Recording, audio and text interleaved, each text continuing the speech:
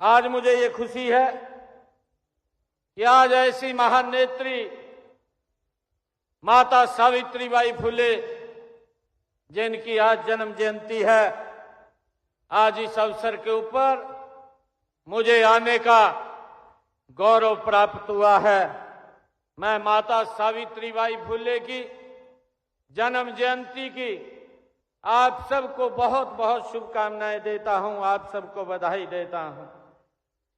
एक ऐसी क्रांति की अग्रदूत जिनका जन्म 1831 में हुआ और जिन्होंने महिलाओं के सशक्तिकरण के लिए अपनी आवाज को बुलंद किया, ऐसी माता सावित्रीबाई फुले की जन्म जयंती के ऊपर हम एकत्र हुए हैं। आप सबको बहुत बहुत बधाई है। माता सावित्रीबाई फुले न सिर्फ भारत की पहली महिला शिक्षिका थी, बल्कि एक स्वतंत्र व्यक्ति और महिलाओं के अधिकारों की प्रेरणा भी थी। माता सावित्रीबाई फुले केवल नाम नहीं बल्कि एक पूरी कहानी है। नारी सशक्तिकरण और बेटियों की शिक्षा की उनकी जयंती पर आयोजित इस समारोह में मुझे यहां आकर के बड़ी खुशी और गर्व महसूस हो रहा है। मैं आप सबको पुनः माता सावित्रीबाई फुले जी की जयंती की हार्दिक बधाई और शुभकामनाएं देता हूं। और इस शुभ अवसर के ऊपर मैं माता सावित्रीबाई फुले को नतमस्तक होकर के उनके चरणों में प्रणाम भी करता हूं।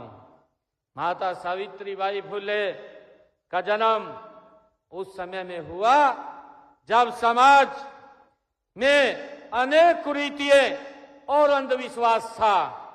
जाति व लिंग के आधार पर लोगों से भेदभाव किया जाता था, छुआछूत थी, महिलाओं की स्थिति उस समय में दयनीय थी, उनको पढ़ने का भी अधिकार नहीं था। उन्हें इन बातों का माता सावित्रीबाई फुले के जीवन पर गहरा असर पड़ा और उसी समय उन्होंने इन कुरीतियों को दूर करने और इस अंधकार को समाप्त करने के अधिकार पथ पर चलने की उन्होंने ठानी। और मुझे खुशी है कि माता सावित्रीबाई फुले जी भारत के नारी मुक्ति आंदोलन की पहली ऐसी समाज सुधारक थी जिनका विवाह केवल 9 वर्ष की आयु में ही वो हुआ है।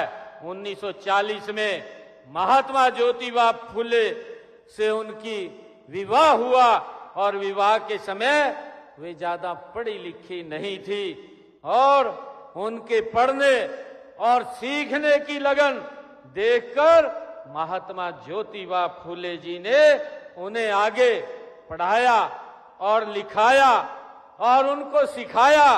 और आज आजादी से पहले भारत में वह दौर था जब महिलाओं को पढ़ने की भी आजादी नहीं थी। कहते हैं कि एक दिन जब माता सावित्रीबाई फुले अपने घर पे किताब पढ़ रही थी तो उनके पिताजी ने उस किताब को हाथ से उनसे छीन करके बाहर फेंक दिया था। और उसी समय माता सावित्रीबाई फुले ने ये प्रण लिया था कि मैं तो स्वयं पढ़ूंगी परंतु महिलाओं के बेटियों को शिक्षित करने के लिए भी मैं काम करूंगी। और उन्होंने उसको बखूबी आगे बढ़ाने का काम किया है। मुझे खुशी है कि यही नहीं, उन्होंने घोर अन्याय के विरुद्ध भी आवाज को बुलंद की और महिलाओं को शिक्षित करने के मिशन पर वो निकल पड़ी। उन्होंने 1848 में महाराष्ट्र के पुणे में एक पहला महिला विद्यालय खोला और जिसमें बेटियों को शिक्षित करने का निर्णय वो माता सावित्रीबाई फुले ने लिया है।